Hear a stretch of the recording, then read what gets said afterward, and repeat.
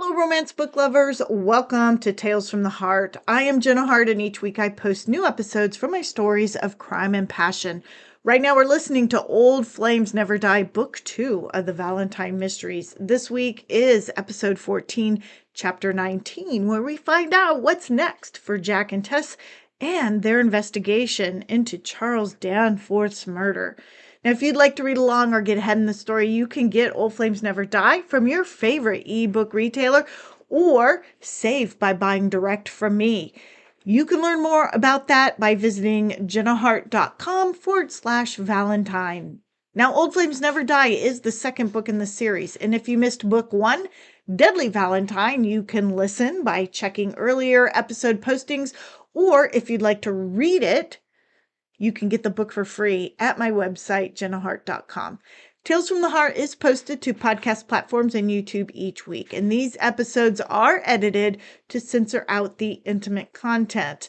But if you'd like to have a version that includes the spicier bits, plus get behind-the-scenes information, bonus content, and more, please join me over at Ream Stories. As a special brand new feature for following me at Ream, I have added Old Flames Never Die audio, including those spicy bits, free to all my followers. All you have to do is visit reamstories.com/Jenna Harte. Now, never miss the mystery or romance by hitting the subscribe button. And remember, all the details and links you might need are just a click away in the description. Now, snuggle up, get comfy, and enjoy the show. Chapter 19. Jack slipped from bed the next morning, not wanting to leave Tess sleeping alone, but his growling stomach would eventually wake her. He put on one of the complimentary robes and laid the other one on the bed. He found paper in the bedside table and wrote a note. "Don't bother getting dressed." He set the note on the robe. He headed to the main area of the suite to find something to eat. In the mini-fridge, he found some chocolate chip cookies and grabbed another bottle of water. This time, when he looked down over Central Park, he was happy. Now he could take Tess for a walk, hold her hand as they strolled through the park. Nah, he thought. They did the city last night. Instead, he wanted to spend their last few hours in New York naked in bed. He finished his cookie and drank the rest of his water. Then he picked up the hotel phone and called down to the concierge. He made arrangements for breakfast and considered climbing back into bed with Tess. But she'd looked so tired the night before, and she'd fallen asleep almost immediately after he'd made love to her again, so he decided to let her rest. He couldn't believe his stroke of luck. When he'd convinced Daniel to help, the best he'd hoped for was that Tess would allow him to accompany her during the day and maybe go to dinner with him.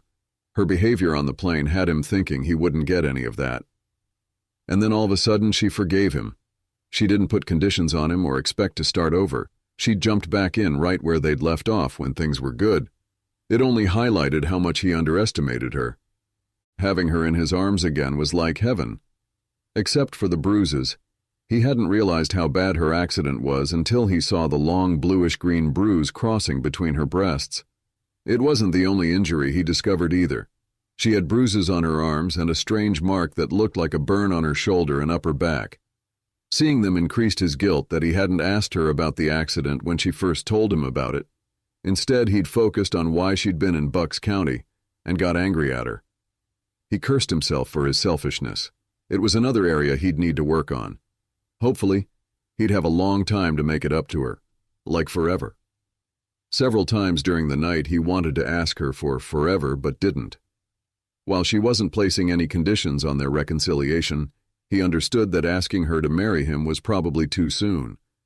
He couldn't even bring himself to ask if she would be moving back with him, but someday soon they'd be having a discussion about marriage. He began to think about the ways in which he could ask her to spend his life with him, when he was interrupted by his phone ringing. He looked at the caller ID, Liv. He considered not answering it, but ultimately decided he had some things he needed to tell her. "Jack, thank goodness I found you. I've called so many times and you haven't answered. I was beginning to worry about you. You were so upset about Tess." "I'm fine." "Now that the funeral is over, I was thinking of getting away for a while, and since things with you and Tess are over, maybe you'd like to come with me." "Things are not over between me and Tess. Oh, so you intend to try and patch things up? We've reconciled. There was a pause on her end. How wonderful. I'm so happy for you, Jack. Jack could hear the disappointment, maybe even irritation in her voice. I won't be able to see you anymore. Jack got to the point of the conversation. I understand. If I were Tess, I wouldn't want you hanging out with me either. Jack rolled his eyes at Liv's arrogance. She didn't ask me not to see you. In fact, she didn't give me any hoops to jump through. Again there was a pause. Then why can't we see each other? We've been friends for so long. Jack rubbed his hand over his face as he prepared to say what he knew Liv wouldn't take well. You've lied to and manipulated me, and it nearly cost me everything. So you think I'm a murderer now too? No. Then what are you talking about? I didn't lie or manipulate you. Jack sighed.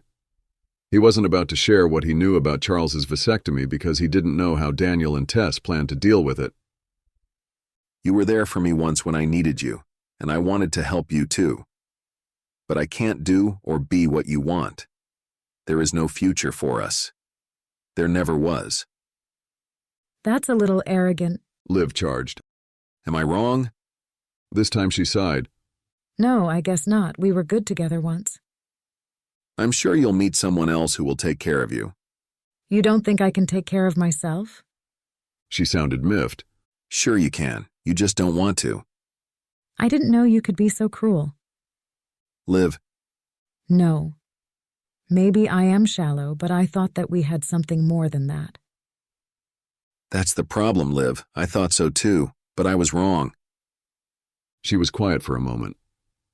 I wish I could be the type of woman you want. I want you to be happy, Liv. I wish you the best in the future, but I can't be a part of it. Yeah, you too. Jack could tell she didn't mean it. He hung up the phone, relieved to have that conversation out of the way. Tess woke feeling very relaxed. She smiled as she replayed the events of the day. Things with Jack were good again. The practical, careful part of her brain asked for how long. But Tess pushed that away. She wanted it to work. She knew he wanted it to work. That's what she'd focus on. She turned over, reached out her arm, but found nothing.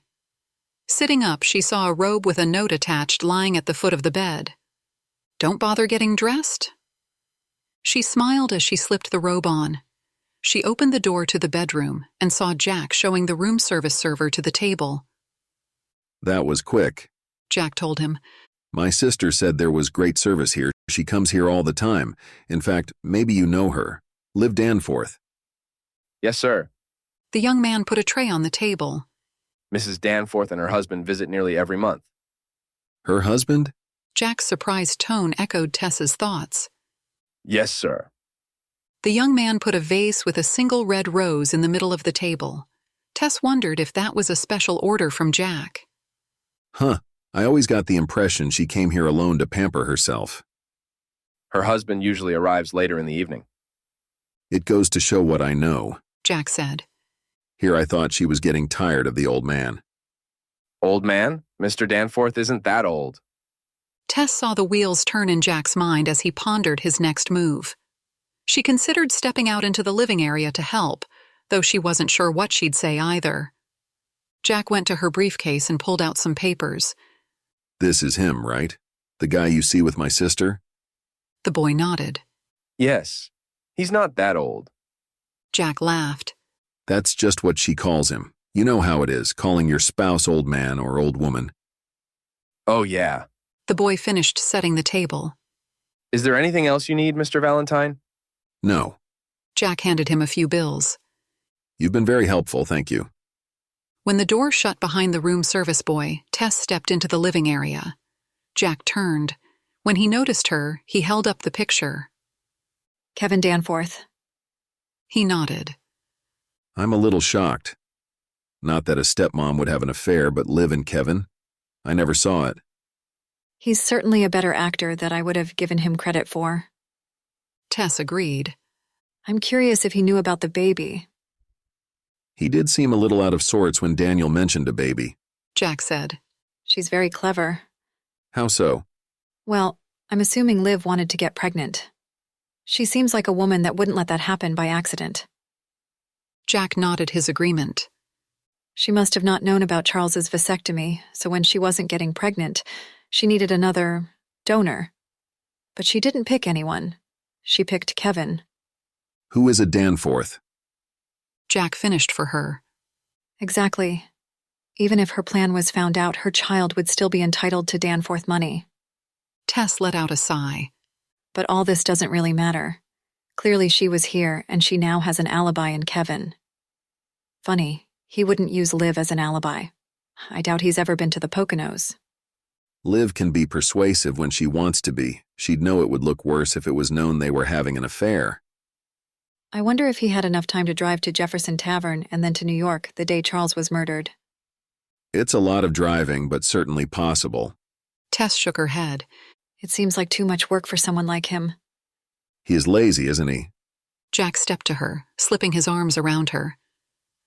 But I was hoping we were off the clock now. What did you have in mind? I thought we'd start with breakfast and then move to dessert. Sounds wonderful. I'm starving. For both. Jack grinned. Let me just call Daniel to give him the info about Kevin. Maybe there's something he'll want to do with it on his end. Jack nodded. Maybe Kevin is still in Jefferson Tavern. Tess made the call and then joined Jack for breakfast. Will you tell me about your accident? Jack poured her a cup of coffee. Sure, what do you want to know? How'd it happen? You're a good driver, and the road between Bucks County and Jefferson Tavern is a straight shot. I had help. Tess explained the black truck and the gun. She hated seeing the worry and shock in his eyes. Jesus, I'm sorry, Tess. Sorry? Why? It wasn't you. No. He reached across the table and took her hand. But the other night, all I could think about was me and what I wanted. I didn't realize... Stop, Jack. Don't feel guilty. We've been over all that and moved beyond it. He nodded, but she could see the guilt remaining in his eyes. Someone tried to kill you. Yes. And there are no leads? No. Daniel and I talked to everyone with a black truck at the Danforth farm and Wilson, Charles's partner. But everything happened so fast and I didn't see anything. It could have been anyone. But you think it's related to Danforth's murder? I can't think of anyone else who'd want me dead. Jack shivered, got up and pulled her from her chair. I don't think I'd survive if something happened to you. Hopefully you won't have to find out. He nodded. His eyes were so intense, filled with love, worry, and guilt. He needed a distraction. She smiled up at him. So, when's dessert? Jack would have paid any amount of money to not be sitting in a plane hurling down a runway that was going to end any second. Try deep breathing. Tess sat across from him. He shot her a look. She smiled. Once we're airborne, I can help you get over this phobia. Staying on the ground is the best way to help me. The plane lifted off, leaving Jack's stomach on the runway. He cursed and closed his eyes. Within minutes, the plane leveled off. He heard a click and opened his eyes enough to see Tess heading to the back of the plane. Where are you going? I want to see what's back here. It's a bedroom. He saw a familiar gleam in her eye before she turned and disappeared in the room. He waited for her to return, but when she didn't, he unclipped his belt and followed her back. I was wondering how long it would take you. She was lying on the bed like a seductress. Too bad fear was bad on the libido. You're not thinking of... Yes, I am. It could help you take your mind of things. I won't be able to perform and then I'll have to add impotent to my list of flying problems. Do you think the pilot would help me? He let out an annoyed growl as he lay on the bed next to her. How about a massage?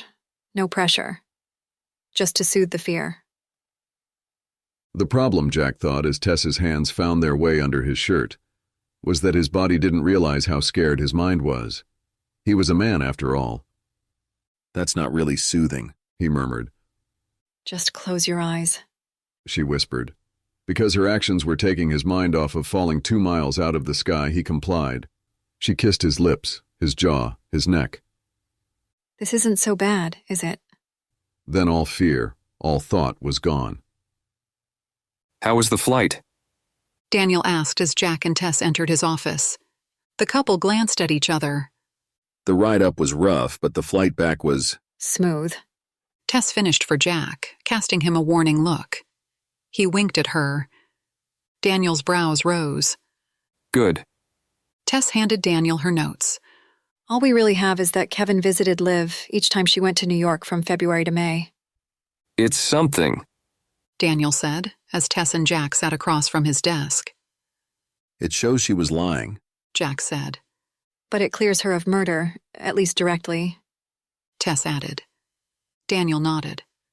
I talked to Kevin this morning after you called. He admitted to the affair, but he was genuinely surprised by the baby. A guy like him probably doesn't want kids. Jack said. Wouldn't want to spoil his fun. Or his inheritance. Tess added. What about his whereabouts before he arrived in New York? He could have driven to Jefferson Tavern first. He said he was visiting another friend in New Jersey. He's a busy guy. Jack said. She verified that he was there. Daniel finished. Could she be lying to cover for him? Sure, I want to look into it a little more. But we've still got Wilson, who at this point is the best suspect. I'm heading out to see him when we're done here. Want to tag along? He asked Tess. She shook her head. I want to see the scene. I've seen the photos, but I want to walk it. I keep feeling like I'm missing something but can't figure it out. I can let you go, but Jack can't. That's all right. I need to check in with Brad, and then I thought I'd visit the senator.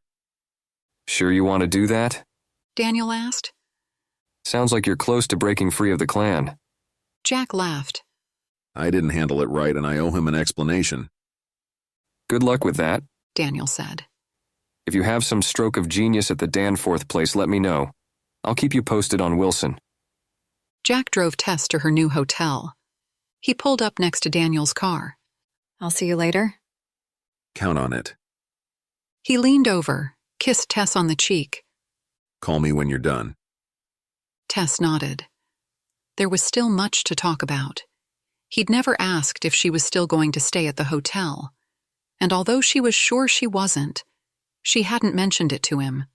But first, she wanted to deal with the Danforth crime scene and hopefully find answers to that nagging feeling that something about the case had been missed. Tess walked around Charles Danforth's office, imagining what had taken place when he was murdered. She set her purse on Danforth's desk and pulled out her notes. She had the information from the crime scene photos and witness interviews to piece the events together. Wilson said they were supposed to be fishing, but he'd had a falling out with Charles, so why were they fishing? But if Wilson had wanted Charles dead, wouldn't it have been easier to stage an accident, like a drowning? Boone, the estate caretaker, said he saw Charles in the office that morning. He'd gone in because the lights and air conditioning were on when no one was supposed to be there. The first time he entered the office, he said he found Charles sleeping. But was he dead at that time, or really sleeping? The handyman indicated he turned down the air, dimmed the lights, then left. Later in the evening, he found Charles in the exact same position and at that point suspected something was wrong. Tess closed her eyes, trying to imagine what the handyman walked into the first time. She opened her notes and read Boone's statement again. It was colder than a well digger's butt. She looked at the thermostat. Why would the air conditioning be on in the first place? It was May, but it hadn't been that hot yet. The room felt cool to her now, and the unit was off. If it was on, how cold would the room get? Was a well digger's butt cold enough to impact the rate of decomposition of a dead body? Was it cold enough that Liv could murder her husband Saturday morning and the time of death be thrown off because Boone turned off the air? For that to work, Liv would have had to have known the caretaker would adjust the air, or he was in on it. Tess racked her brain to remember a case she heard about involving air conditioning affecting the time of death in a murder. Was it a case she studied in school? Or maybe it was from one of the forensic shows she liked to watch on television. She pulled the sleeve of her sweater over her hand to turn the cool air on. The unit choked to life, blowing loudly. She turned the level to coldest and put her hand in front of the vents. The air was cool, though not cold. She decided to let it run for a bit to see if it would get colder. She turned her attention to the desk, wondering if there were any other potential clues in the handyman's statement. The police had taken everything they thought would be important to the case. There were no papers or computers for her to check. Still, she opened drawers to see what might have been left behind. Except for a few pens and paper clips, there was nothing. She could feel the room beginning to cool down and thought it might be worth a call to Daniel to see if the medical examiner would have any idea if or how much an air-conditioned room could affect the time of death. She pulled her phone from her purse. Daniel's voicemail answered the call. She left a brief message about air conditioning impacting the time of death and hung up. What are you doing here? Tess looked up to see Liv standing in the doorway, a gun in her hand. Thank you so much for listening to this episode of Tales from the Heart. I hope you enjoyed it, and you will be back to find what happens next. Why is Liv walking into Danforth's office with a gun? Now remember, you can listen to full uncensored episodes over at reamstories.com/Jenna Harte. And if you'd like to read along or get ahead in the story, you can get Old Flames Never Die from your favorite ebook retailer or save by buying direct from me. All the details and links you might need are just a click away in the description. Now don't miss the next episode. Be sure to hit the subscribe button so you know when it's posted. Thank you so much for listening. And until next time, this is Jenna Harte wishing you peace, love, and happily ever after.